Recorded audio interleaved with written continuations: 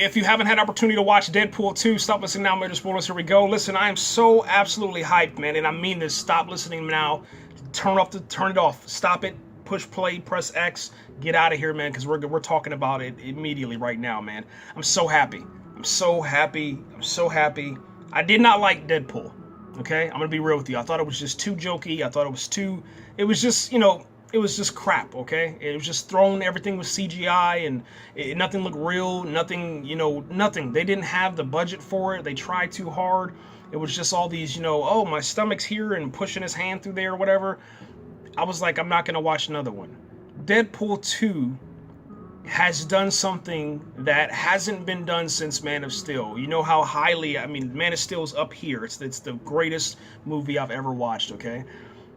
When I watched Deadpool 2, I got so, stuck inside of that world that I couldn't even believe what I was watching, okay? This is one of the greatest comic book movies ever, hands down. It shouldn't have worked, okay? This thing should have flopped. There's just no reason to even attempt, man, at talking to the audience the way that he was doing, to kill off characters in a way that he was doing. There's so many different elements of this movie that, for me, it's so close to beating out Man of Steel. All right, it's so close. The only reason that it didn't beat out Man of Steel is the way that they killed off the X-Force squad. I thought that it was a little bit of false advertising as far as how I'm concerned and what I believe in. And I was like, damn, I'm ready to see, Terry Crews actually, do some sort of, comic book stuff, with a character, and they just kind of waste them. But that's okay. It was all for the laughter.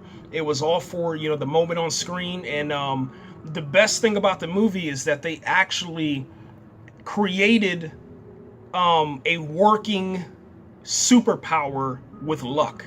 And I can't explain it to you, man. This Domino character, which all the controversy was about, she killed that character. So all you haters out there, you know what I'm saying? You just got, some Deadpool nuts inside of your face, because she destroyed everything, man. I was sitting there, I'm over here. I wasn't laughing. I wasn't crying or smiling. I was just, my jaw was, the whole entire movie, I'm just like, what the hell am I watching? This is just, it's amazing. It felt like the cinematography, it felt like the directing was coming from Zack Snyder. It felt like there were so many elements of, I guess you can say, let's call them failed DC moments that Ryan Reynolds and the rest of his team, they took all those moments, those elements that were supposed to be in, let's go with Justice League, Batman versus Superman, Suicide Squad, and they made it work, man. It's so crazy how good this movie is, man. I can't sit there and tell you anymore. I can't explain it to you, man, but I loved everything about it, man.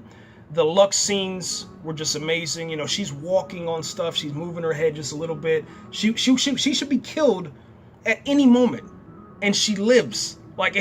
There's this one scene, man, where she's driving, and then Deadpool's like, yo, I need some help back here.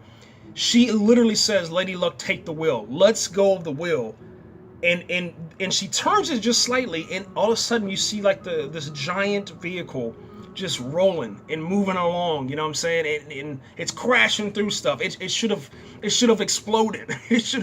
Somebody should have died, but nobody died because she was there, man. I thought that she was the greatest on-screen superhero that we've ever seen, and she didn't even have really any superhero powers, you know what I'm saying? It was crazy. He was like, you don't even have, he was like, yeah, Luck's not a superpower. Luck's not a superpower. And she's like, yeah, it is. And he's like, no, it's not. And she's like, yeah, it is. No, it's not. Yeah, it is. No, it's not. Well, excuse me. Yes, it is. And they went back and forth with this banner, man. And I'm sitting here thinking to myself, I gotta get this on Blu-ray. I gotta get it on home video. Let me say this.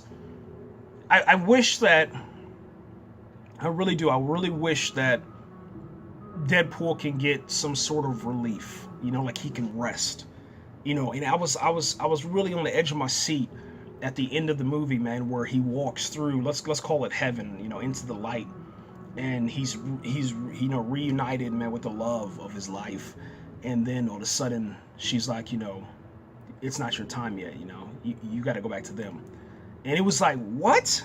I was teary-eyed on that moment. I was like, dude, this is crazy, man. I thought he would get that moment of rest, but then I started saying, I was like, okay, well, they probably had three movies, you know what I'm saying, a little trilogy planned, so he'll probably die in the next one. or maybe they're gonna continue going with this thing until, you know, Ryan decides to hang up his costume, man. It was just amazing, man. Amazing. So the movie pretty much starts out, man, with everything that you see from the trailers, and then it goes into this moment where she's like, you know, kiss me like you miss me, Red, or something like that. And then they jump into each other's arms, you know what I'm saying? And they're having like a really good moment, you know, just kind of celebrating that she's off for her birth control. They're gonna try to have a family, raise a family. Then all of a sudden, all hell breaks loose when some people break into the house, and then it starts shooting up and you know, trying to kill Deadpool. And then one last bullet, he's killed all the villains, and then one last bullet gets shot. He throws the knife a little too slow. It hits and then moves into the other direction, and then it ends up shooting her in her chest, and she dies, man. So that kind of gives, you know, Deadpool his moment of like, he just doesn't want to live anymore. He's just over it, you know. So he tries to kill himself, blows himself up pretty bad, and then yeah, blows himself up pretty bad, man. On like, I guess, what is it, like 50, 60, 100 gallons of gasoline, and then, you know, that's when all the how do you want to say it, the Celine Dion moments start inside the movie, man. And it was amazing because, you know, you're sitting there thinking to yourself like, damn, this really happened. So you're on the edge of your seat, you know, you're invested in this now, you know, and then all of a sudden, out of nowhere, you know, the credits start for the movie. And the thing with the credits is that they made fun of James Bond. So if you know what I'm talking, you're talking about Deadpool.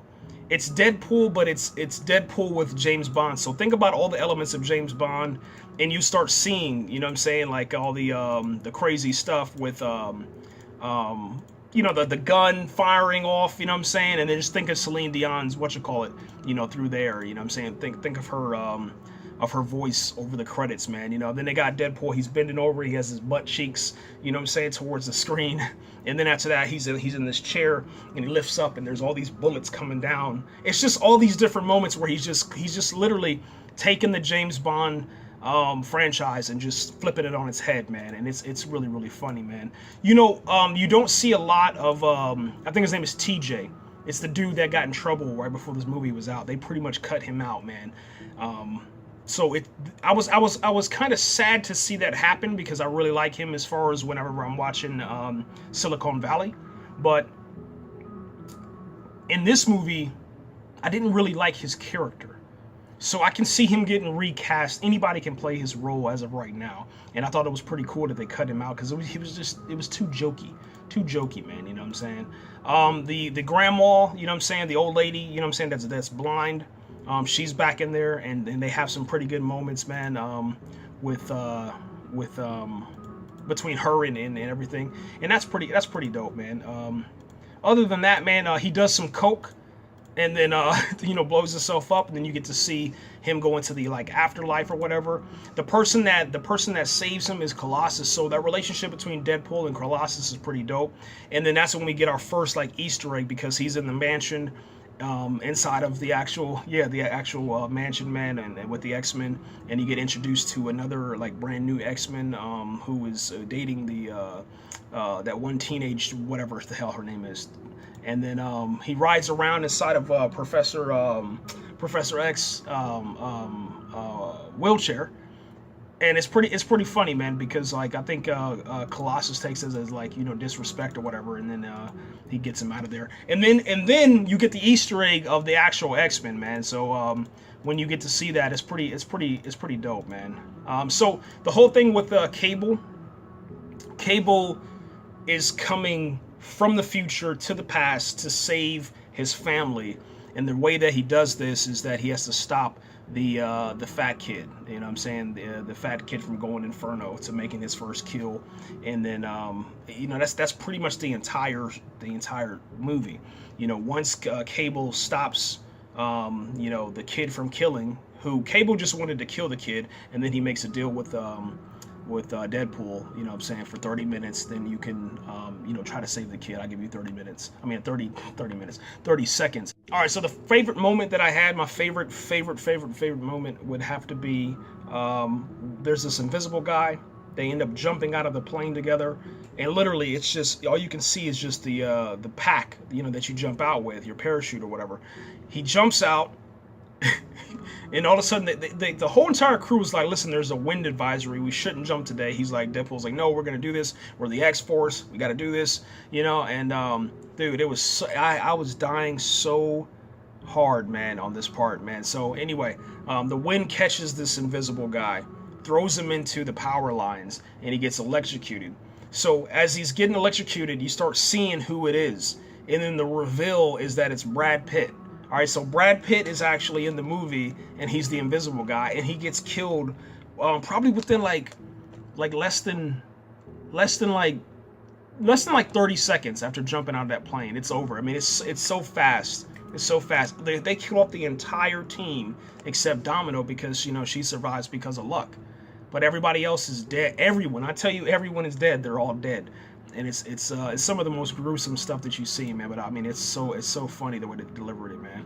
And Deadpool's just sitting there. He's just sitting there watching all of them, you know, thinking that, you know, eventually we're gonna make this. We'll do this or whatever. Terry Crews, his guy gets hit by a bus, and then he dies.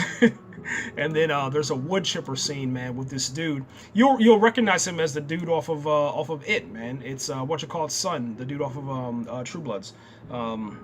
It's his son, man, and he spits up vomit, and then that's who kills that one guy, the just ordinary guy. I think his name was Pete or something like that. And then he gets the vomit dude. He gets into a wood chipper and spits all his blood out everywhere and stuff, man. I'm telling you, it's a really, really good movie, man. I mean, I really enjoyed it, man, overall, man, with everything that they were able to do with it. I mean, it's so much better, so much more enjoyable. I think for the entire audience, not just for Deadpool fans. That's what they got right this time. Because I'm familiar, obviously, with Deadpool, you know, reading Marvel comics growing up and stuff like that, but I didn't really like Deadpool. I've never liked Deadpool, you know, at all. I've never, ever liked him, but this was the turning point, you know what I'm saying, where you can make a fan out of somebody that didn't like, you know, a particular IP. You know, they did their job, man, and you just got to salute them because it was like, it's crazy, man. I want to look up before I go. I want to look up the, yeah, there's already a Deadpool 3 on IMDb. I just saw it right now.